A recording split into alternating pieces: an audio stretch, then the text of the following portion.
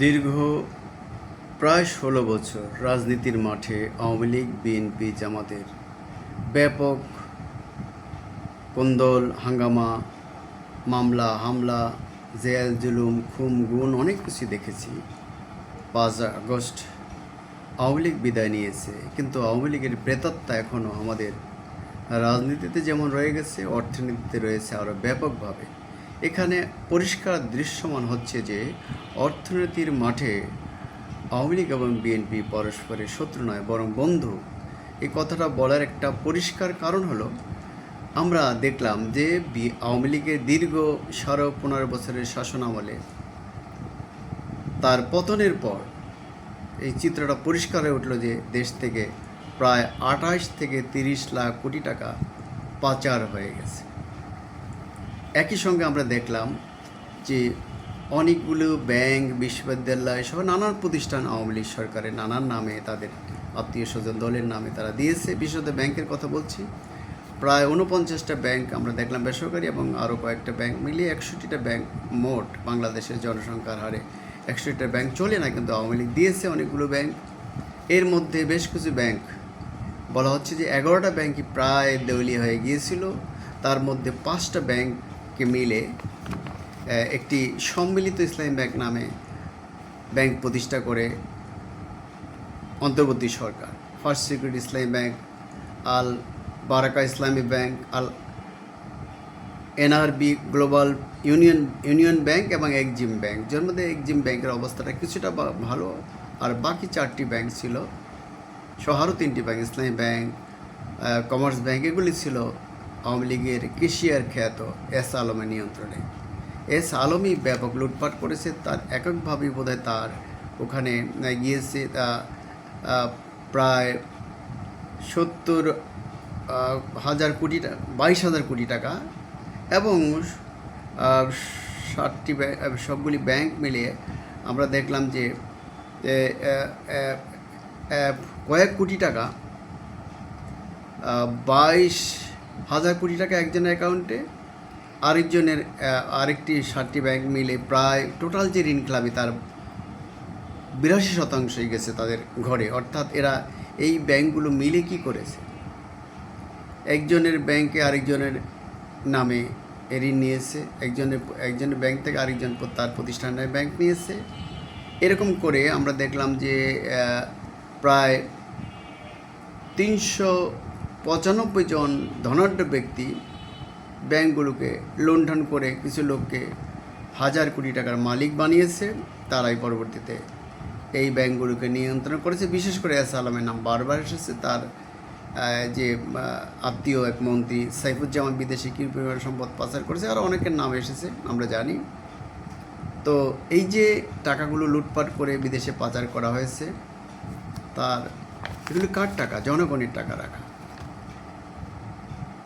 একীভূত 5টা ব্যাংকের ব্যাপারে চট্টগ্রাম বিশ্ববিদ্যালয়ের সাবেক অধ্যাপক মাইনুল ইসলাম বলছেন যে সম্মিলিত ইসলামী ব্যাংকের মালিকানা যেগুলো 5টা ব্যাংক ছিল, আমি নাম বলেছি আগেই, আবারও পুরনো মালিকদের কাছে ফিরিয়ে দেওয়ার সুযোগ রেখে একটি আইন তৈরি করা হয়েছে সংসদে। এটা করেছে বিএনপি ক্ষমতায় আসার পরে। বিএনপি আওয়ামী লীগের রাজনীতি নিষিদ্ধ করার জন্য সংসদে আইন পাশ করেছে। জুলাই আন্দোলনে তাদেরকে ইনডেমনিটি দিয়ে একটি বিল পাশ করেছে। আবার সম্প্রতি সাবেক সংসদের স্পিকার শিরিন শারমিনকে গ্রেপ্তার করে আবার তাকে জামিনও দিয়েছে। আমরা দেখছি এই সরকারের আমলে, এই বিএনপি সরকারের আমলে এখনও খুন খারাপই হচ্ছে, তাদের দলের লোকেরাও খুন হচ্ছে। কিশোর দলের গ্যাং দেখতেছি আমরা, কিশোর গ্যাং, পীরদের উপরে হামলা হচ্ছে। একজন পীরকে সেদিন শামীম আহমেদকে হত্যা করা হয়েছে তার আস্তানায় হামলা চালিয়ে। এর আগে আমরা দেখেছি মাজারে হামলা হয়েছে, অনেকগুলো ব্যবসা প্রতিষ্ঠান আওয়ামী লীগের সেগুলো হয়েছে। কিন্তু এই যে এখনও হচ্ছে মব সংস্কৃতির মাধ্যমে, এগুলো বিচারহীনতার কারণে এগুলো হচ্ছে, এবং বিচার বিভাগের স্বাধীনতার যে আইনটা সেটাও কিন্তু এই সরকার নাকচ করে দিয়েছে, দূরে সরিয়ে রেখেছে। তো এই যে 49টি ব্যাংক, তার মধ্যে যে 5টি ব্যাংকে আগেই মতামত দেওয়া হয়েছিল এতগুলি ব্যাংকের প্রয়োজনে, ফলে অনেকগুলি ব্যাংক ভেঙে বা একত্রিত করে ব্যাংকের সংখ্যা কমিয়ে আনার, তাতে ব্যাংকগুলি জোরদার হবে। সেই হিসেবে সাবেক গভর্নর এস মনসুর সাহেব 5টি ব্যাংকে একটি ইসলামী ব্যাংক করার ঘোষণা দিয়ে সেখানে গ্রাহকদের যে বিশাল ক্ষতির মুখে পড়েছে গ্রাহকরা, তারা কিন্তু তাদের কষ্টের কথা মানানোর সময় জানান দিচ্ছে এবং এই 5টি ব্যাংকে গিয়ে তারা কিন্তু গ্রাহকরা তাদের টাকা পাচ্ছে না, অনেক টাকা, বিপুল টাকা আটকা পড়েছে। গ্রাহকরা লাভ তো পাচ্ছেই না, লাভ কেটে নেওয়ার ঘোষণা দিয়ে আবার তাদের মূল টাকা ফিরিয়ে দেওয়ার সহ অল্প কিছু লাভ দেওয়ার কথা বলে। এখন আবার এই সরকার মূল মালিকদের কাছে সেই ব্যাংকগুলিকে ফিরিয়ে দেওয়ার যে একটা আইন করেছে সুযোগ রেখে, এটা খুবই উদ্বেগজনক। তাহলে এই সরকার কার প্রতিনিধিত্ব করছে, কার স্বার্থ রক্ষা করছে? সবাই তো গরিবদের কথা বলে ক্ষমতায় আসে আর গরিবদের পেটে লাথি মারে, ধনীদের স্বার্থ রক্ষা করে, সেটা হাসিনাও করেছে এবং তারেক জিয়াও কি সেই কাজটাই করছেন? তারেক জিয়া তার দলের লোকদেরও স্বার্থ সংরক্ষণ পারছেন বলে মনে হচ্ছে না। তিনি যারা ত্যাগী নেতা, দলের ত্যাগী কর্মী ছিল, 15-16 বছরে আওয়ামী লীগের নানান ধরনের নির্যাতন সহ্য করেছে, তাদের গুটি কয়েককে তারা এখন ক্ষমতায় এসে কিছু সুযোগ সুবিধা দিচ্ছে, বাকি অনেককেই তারা সাইড লাইনে বসিয়ে রেখেছে, বাইরে থেকে উড়ে এসে জুড়ে বসেছে তারা অনেকেই। এটা ব্যাপক অভিযোগ রয়েছে এবং যারা বিভিন্ন সময় বিগত সরকারের আমলে আওয়ামী লীগের সাথে তাল রেখে চলেছে তাদেরকেই তারা গুরুত্ব দিচ্ছে বলে অনেকের অভিযোগ। যাই হোক, এই যে ধনবানদের স্বার্থ সংরক্ষণের যে চেষ্টা, বিশেষ করে ব্যাংক মালিকদের, আমরা ব্যবসায়ীদের নানান ধরনের দাবি দাবা দেখি, তারা বিভিন্ন সময় তাদের স্বার্থ সংরক্ষণের জন্য ব্যাংকগুলি হাজার হাজার কোটি টাকা এখনো লাভ করছে কেউ কেউ, কিন্তু তারা কি করছে? একজনকে ঋণ দিচ্ছে 9% সুদে, পরবর্তী দেখা গেলো 14-15% পর্যন্ত করে ফেলছে। যিনি ঋণ নিচ্ছেন তার অবস্থাটা কি? আবার একজন নিজে টাকা রাখছেন ব্যাংকে, সেই টাকা কমিয়ে দেওয়া হচ্ছে ইন্টারেস্ট, অর্থাৎ ক্ষুদ্র গ্রাহক যারা, তাদের ইন্টারেস্ট দুইভাবেই ক্ষতিগ্রস্ত হচ্ছে। এই যে ইসলামী ব্যাংকগুলো, 5টা ব্যাংকে সম্মিলিত ইসলামী ব্যাংক নাম দেওয়া হলো, যদি এই ব্যাংকগুলোকে ঠিকমতো পরিচালনা করা না হয় তাহলে গ্রাহকদের স্বার্থ আবারও ক্ষুণ্ণ হতে পারে। আমি সরকারের কাছে অনুরোধ রাখবো, যদি তারা এইভাবে ক্ষুদ্র গ্রাহকদের স্বার্থ সংরক্ষণ করতে না পারে, তাহলে এটা নিয়ে কিন্তু একটা আন্দোলনের সূত্রপাত হবে এবং বিরোধী দল এটা নিয়ে আন্দোলন মাঠে নামতে পারবে। এবং আমি বলবো বিএনপি যাতে ধনবানদের স্বার্থ সংরক্ষণ না করে গরিব মানুষের, সাধারণ মানুষের স্বার্থ সংরক্ষণ করুক।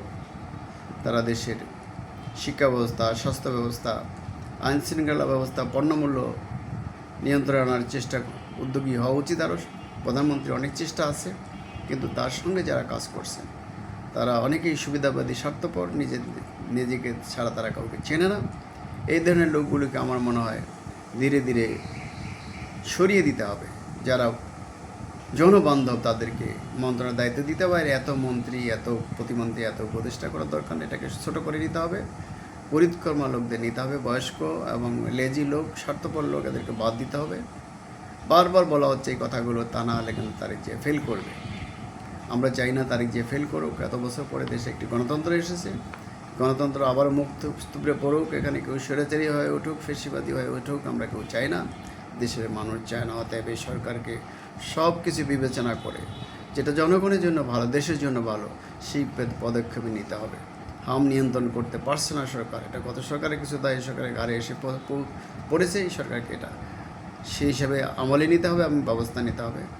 তেলের দাম, গ্যাসের দাম, এটা সেই সরকার উত্তরাধিকার সূত্রে এই অবস্থাটা পেয়েছে, কাল যুদ্ধের কারণে মধ্যপ্রাচ্যে, সেটার উন্নতি হবে বলে আমরা আশা করছি। কিন্তু ব্যাংকিং ক্ষেত্রে যে অনিয়ম অবস্থা আওয়ামী লীগ শুরু করেছিল এবং করে গেছে, এই সরকারকে সেখান থেকে বেরিয়ে আসার চেষ্টা করতে হবে। ধনবানদের আরও ধনবান করার এই সরকারের দায়িত্ব না। বন্ধুরা, ডিবেট উইথ রানা এবং নিউ বাংলা টিভির পক্ষ থেকে আপনাদের স্বাগতম। আশা করি আপনারা ভালো আছেন এবং থাকবেন। আবার আমরা নতুন কোনো বিষয় নিয়ে আবার হাজির হব। ততক্ষণ মধ্যে সবাই ভালো থাকতে চাই। আল্লাহ হাফেজ। ধন্যবাদ সবাই।